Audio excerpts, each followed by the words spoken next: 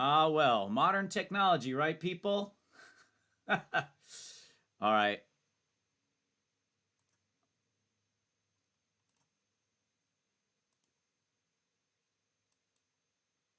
Is it working now? Yeah, yeah. I mean, Oh, modern sorry about technology, that. right? Yeah. That's how it goes sometimes, people. Listen, let me get a couple of things tweaked back up here and then we will get going. So, chat disconnected, successfully connected. Okay. So, chat, if you guys could just please type in something in the chat right now, let me know that you're back, and then we're going to get to JMO's question for Yoessef. All right, modern technology, baby. It's what it is sometimes. It's what it is. So,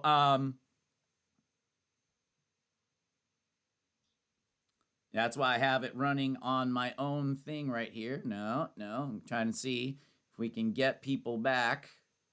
Feel a little bad about that. So yeah, please, folks, let's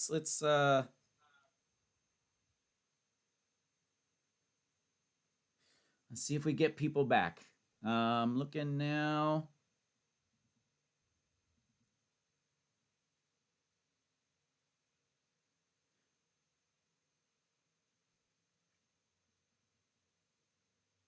That's interesting. I think this thing is going to get chopped up into two pieces now. Sadly, I'm gonna make sure that we're live again, but I'm pretty sure we are. It says live.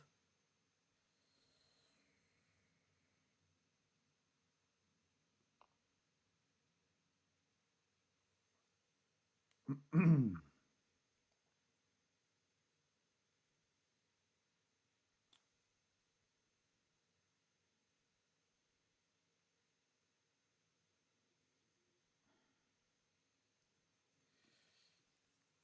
we back?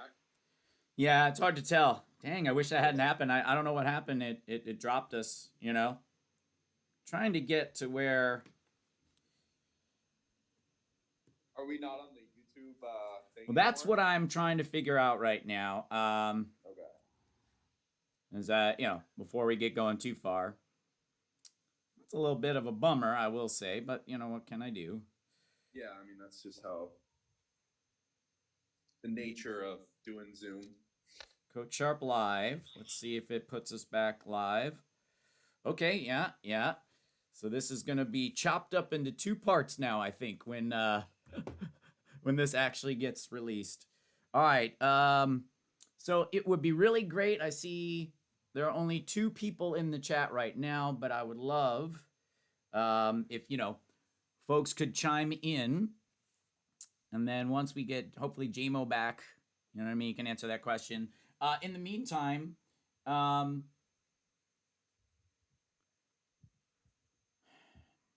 let's talk a little bit about um, your experience with getting on your college team, because there's a story that I like to tell about how you had a conversation with the coach at UCSB.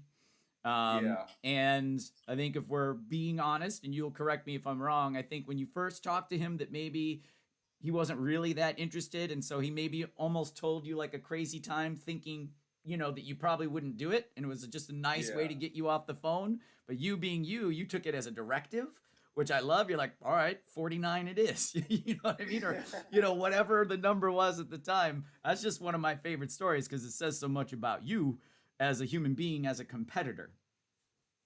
Yeah. So I went to UCSB with my mom and my brother and my dog, and I wasn't getting recruited, Yeah. because we were I was so far behind the process. I started with you guys junior year, which is a lot by usually the time that people are getting recruited and like well into their swim career. You know what I'm saying? And I felt like I was just starting my junior year, and so I went to UCSB junior year going into summer, and I talked to Greg Wilson actually, who retired when I was there. And I said, and he was super nice. He sat me down in the office. He was cool. Told me about his team and stuff, and just said, you know what, like, what you're a 5300 butterflyer, like, you've improved 4 seconds since last year, which shows that you have like potential, you know what I mean? But I can't get allow people on this team, on this college NCAA D1 NCAA program with just potential. You know, you gotta show up ready to contribute to the team. So, you know, if you can like if you want to swim with us, you have to be 49 100 fly. You got to be 45 100 freestyle, 20 point, 50 freestyle. Like we need somebody to contribute right away. Yeah. And I was like, all right, time to, okay, I'll come back to you, and with those times. And he was like, all right, do the questionnaire, and we'll see if we talk in the future. He completely forgot about me. Just did not even remember the meeting All right. after. We are And live.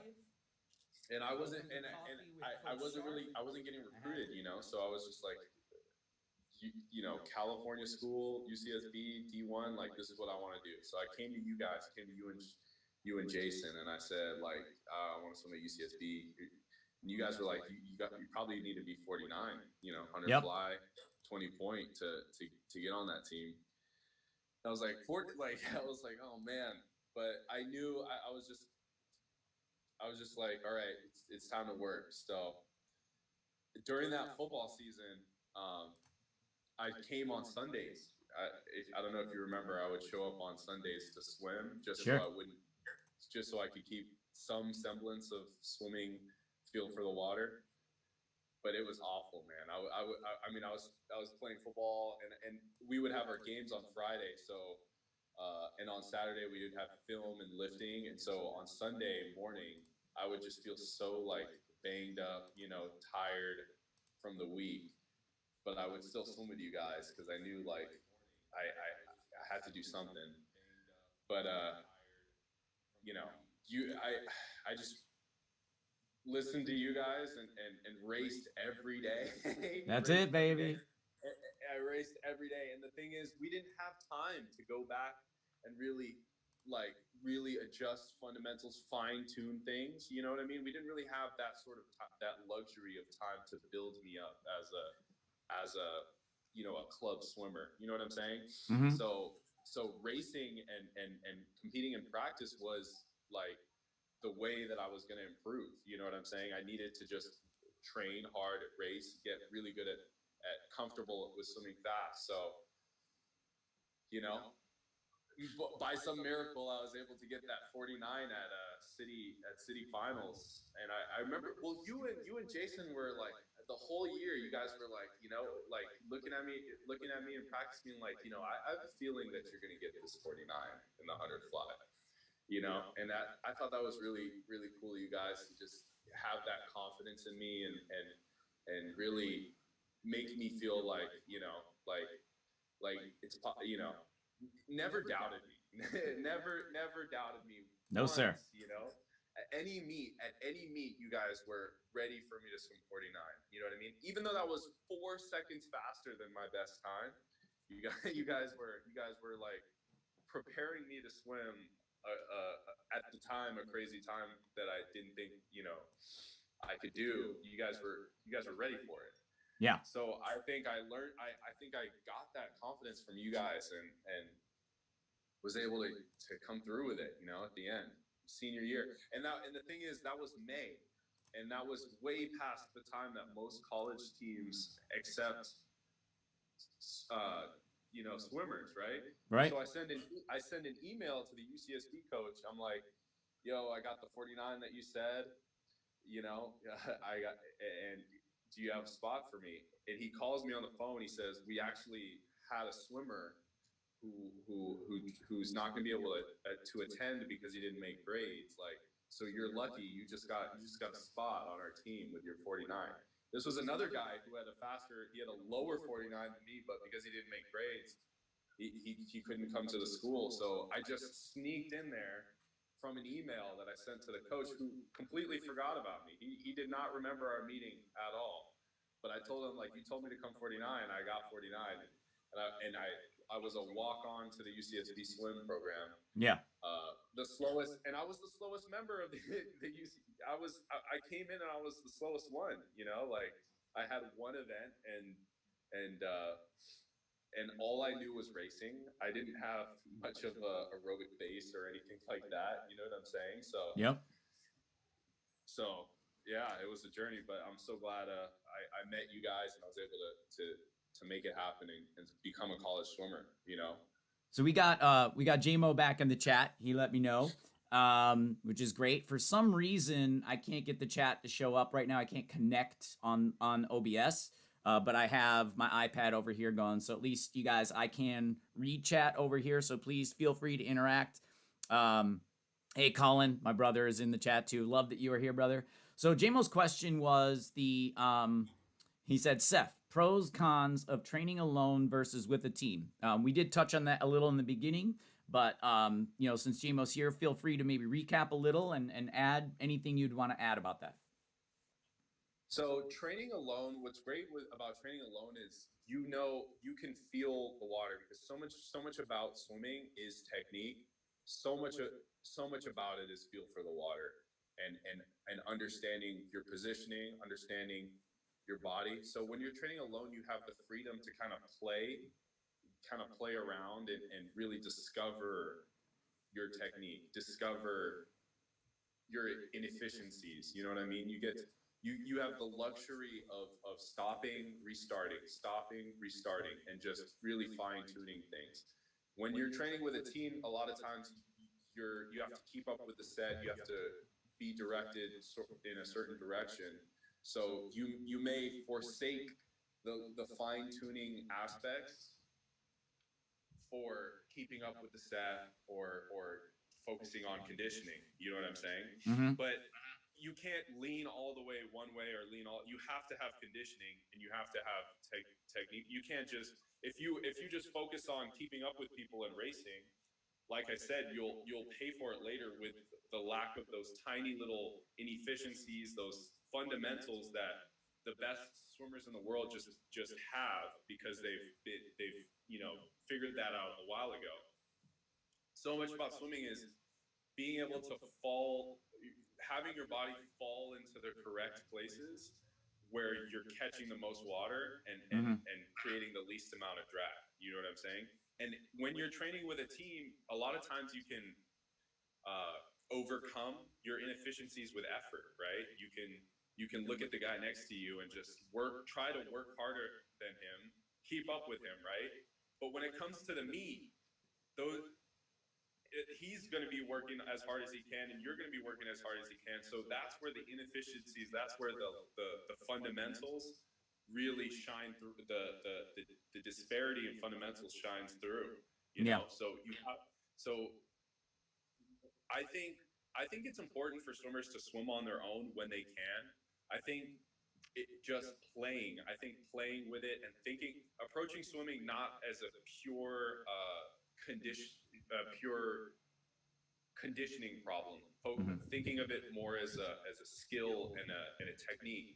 I kind of started approaching swimming as a jump shot. You know what I'm saying? Like a basketball player needs to practice with his team and he needs to learn the plays. He needs to condition with the team and all that stuff. But he's not necessarily getting his jump shot from his practices. He's getting his jump shots from training in the gym, shooting threes by himself. You know what I'm saying? That's how you learn how to shoot a basketball. Right. And so So you're saying you looked at your that's time alone almost as that, like the basketball player who just is in the gym, putting in the extra time on their own, just yeah, refining their shot. And that's a wonderful yeah, pro. What yeah. about the cons, to swimming by yourself? Well, yeah. So in the cons is if you're a basketball player shooting threes on your own, you're not getting any sort of that live game sort of pressure. You're not getting any sort of pace being put on you. So you can just take your sweet time Yeah. and shoot that basketball as easily and meditatively as you want. But that's not necessarily going to translate to the game unless you have practice translating that to the game. You know what I'm saying? So you're not going to be able to turn the switch on. You're not going to be able to train by yourself and just turn that competitive switch on and really just crank the water the same way if you're just doing it by yourself, focusing on technique all the time. You know what I'm saying? You need, and part of being with a team is feedback. So a lot of the times what I would do is I would train by myself and think that I had changed some fundamentals or some technique for the better, and then when I would go train at Trojan and try it out, I would realize that maybe what I thought was working wasn't really working, because now I have feedback from other swimmers. You know what I'm saying? Sure. So you can think that your jump shot is nice in the gym and it can work by yourself when you're in the gym doing stuff, but when in the real game, if what you're doing isn't working, you have to adjust that to everybody around you and figure out what works. And it's like it's a balancing act of that. You know what I'm saying? It's sort of, you need the feedback of working with a team. You need the feedback of working with a coach. You need to see where you are in relation to other swimmers to understand how efficient you are in the water a lot of times. Right. And but you can't work out. You need the freedom also of being able to play and make mistakes. The freedom of not necessarily being so fast, so that you can learn new skills. You can learn new body positions. You can try things out, because trying things out is the way you discover new ways to do things, and improve yourself. So that's JMO. If you can just, I mean, training with a team is, you got to train with a team, but when you get time on your own, you don't have to go super hard and think about conditioning on your own. You can, Sundays you can do a recovery practice and just think about what you're doing. You know what I mean? Approach it as a basketball player in the gym shooting threes. I don't know. That's my take on it. Love it. Love it. Love it. Love it. All right. Good reminder to take action. Sunny day in Texas. Yeah, and you guys, please, feel free to ask any more questions. I'm a little bummed this stream got chopped in half. I think hopefully I can go back, because YouTube does this thing where it will auto post. So oddly enough, the first half is now up. You know what I mean? And so there'll be a part 2. I'll go back and try to fix that. So one of the things I wanted to take a little time, to address, is obviously as an African American, a black man, and our country's, moment where we are really thinking about talking more about race. I was wondering if you could give us your perspective on your journey, as an athlete, as a swimmer. Obviously swimming is a sport, that for the longest time was predominantly white, right? If we're, being honest. But you are starting to see this, infusion of people of color, into the sport. And I just wanted to know about your journey, your thoughts, your take on that.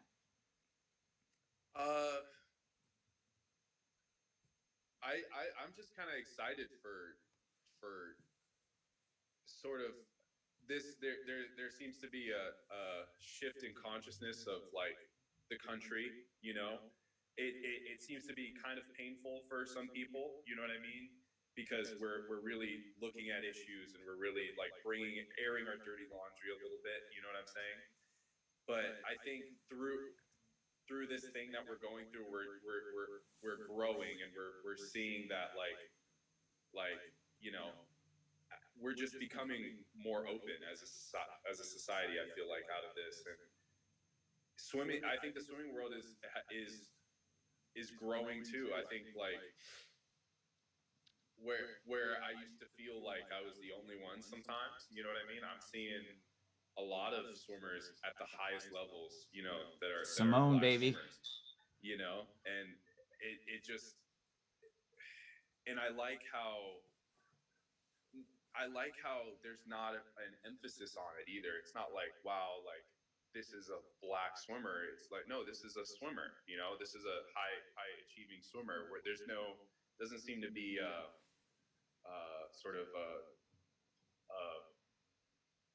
what is it, preoccupation with a person's race in when they're not the same as a lot of the other people in the sport. You know what I'm saying? That's really good to So, hear, because I'd like to yeah. think that that's in line with Dr. King's original vision of truly Yeah.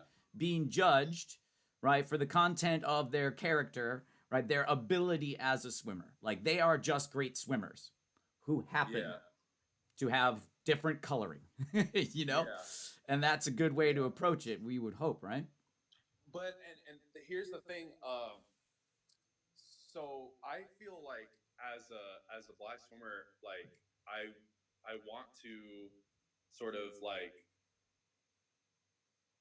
bring I don't know, bring like my perspective to swimming. You know what I'm saying? Like I don't think a lot of swimmers come from a team sport background or come from, you know what I mean, a sort a similar a sort of swimmers don't necessarily come from the same background as me, so I feel like I have something to give to the world by give to the sport by coming with my own personal experience. You know what I mean?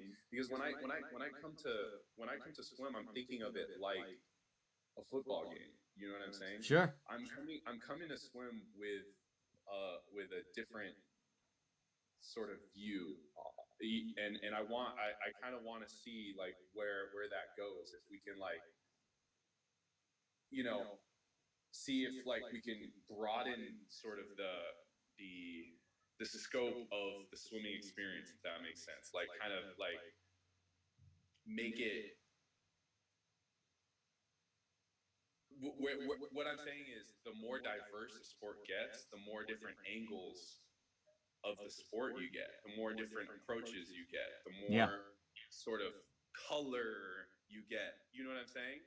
Yeah. When people have different perspectives, they all have their different perspectives to add to the total. You know what I'm saying? And so I think that is valuable, and that's gonna we're gonna see growth in the sport because we're gonna see people from different backgrounds coming in and giving sharing like different approaches, different perspectives, different, you know, No, everything. what you're saying is so true. You know, Coach Schwartz and I, Jason and I, we talked about the influence that you had, you know, bringing you into, you know, our highest level group. He and I, you know, we're fans, you know, of football, and we both have backgrounds when we were kids, anyways. You know, all of us played team sports, you know, at some point in time. But because of your background, you brought a lot more intensity and like a shameless intensity. You know what I mean? Which that group sorely needed. It's like they were almost afraid to be rah rah about a Yeah. practice at a meet to like get a little crazy. You know what I mean? And Yeah. so we appreciated that you brought that to it. And just like you're saying, I think we can only enhance the sport by having, you know, diverse attitudes being brought in. You know, you kind of kicked that group's butt a little bit and woke them up, and it was needed, and we loved it. So I just want to, you know, say, you know, thank you, see, for sharing. Please feel free to share more. But I do think it's important that we start to talk about these things and recognize these things and look at the strengths like you're talking about. Yeah. And I think, I mean, I still get looks. Yeah, to be honest, like I still don't feel like I that the swim world is like the most like like not, I'm sure it's very inclusive, but when I go to club meets as an adult, especially seeing a large black man at a swim meet in a speedo, like I do get a reaction from parents and officials that's different from, I feel, other swimmers, and I'm okay with that. But I do kind of resent the fact that as a person of color in swimming in a sport where it's predominantly white, that I become a representative of a group. You know what I mean? Because I'm Yoessef. You know what I mean? I'm not a caricature of Yeah. a black athlete. I'm Yoessef. I'm different. I'm my own person. So if I'm listening to music and getting in my zone and being myself, I don't want it to reflect on any sort of community or anything. I want it, Yeah. you know what I'm saying? Well, I want especially to be. when we have an example, you know, the Olympics makes a big deal out of it. You've seen Michael Phelps before his races with his headphones, listening to his music, Yeah, getting pumped up. but It's see, not like that what you're doing is yeah, unusual. It's normal. yeah. But the difference for me is I kind of stand out because I've kind of when I'm in my zone at the swimming, I just kind of overdo it a little bit because it's kind of part of my intensity. You know what I'm saying? Yeah. I kind of overdo it and over animate myself in a way that it can be seem aggressive. You know what I'm saying? And I don't want that aggression that I feel and that I approach to competition to be seen as, oh, this is the part of this like stereotype of the aggressive black man, or Yeah. this, you know what I'm saying, this is the off, you know what I'm, there, let's be real, there is sort of these kind of negative stereotypes, and I don't feel like that should, I don't think people should look through things through stereotypes, but No, it's and hard for you people, you really shouldn't be subjected to it because here's the thing. I hear you saying the words that you think it's, special or unique that you're getting in that like aggression, but I mean, I grew up in sport and I've seen people of all different shades, but white people also be over in the corner being like, "Come on, man." Oh, and like yeah, getting yeah, fired up to go fast. That's normal. We do that yeah, kind of stuff and it shouldn't be you shouldn't have to feel that way. You know what I mean? You should yeah, just be able to get in yeah, your zone how you like to get in your zone without that yeah, extra layer. But yeah, at least, hopefully, but if we talk about it, we can take steps forward, you know? yeah, and also it's also just being used to like different perspectives, different like people, and I don't think instead of a person who might not have, a person of color sticking out in swimming, they're just going to be uh, just another swimmer as opposed to a representative of their background or ethnicity or whatever. So Yeah. No, that is yeah, obviously a great goal. Um, So, look, I appreciate all of you who found your way back to the stream. It is unfortunate that our stream got chopped in half. Um, but I always want to keep these, coffees with Coach Sharpe to around an hour. And, honestly, given the world that we're living in right now, I think this is a wonderful topic to close up on. Difficult as it may be to talk about it, what I think it really comes down to, in my take, is what Yoessef and I are doing right now. Just knowing a person and trusting them enough to have an honest conversation. I think is probably one of the most critical ways that we all can move forward. Right? yeah, yeah. And Any I last think thoughts? being scared to talk about these things, that's another thing. Being scared to talk about it. When the intentions behind someone, if you feel like, you want to be uh inclusive, and your intentions are good, you shouldn't be scared to, have honest and candid conversations with people, because your intentions are good, and you're here to make everybody feel better, everyone feel more included and comfortable. So having honest conversation is necessary. Being scared to talk, and sort of um, hiding behind sort of the sort of fear of offending people, I think, is can also be a negative thing. You know what I'm saying? Right. So like you said, like like not being afraid to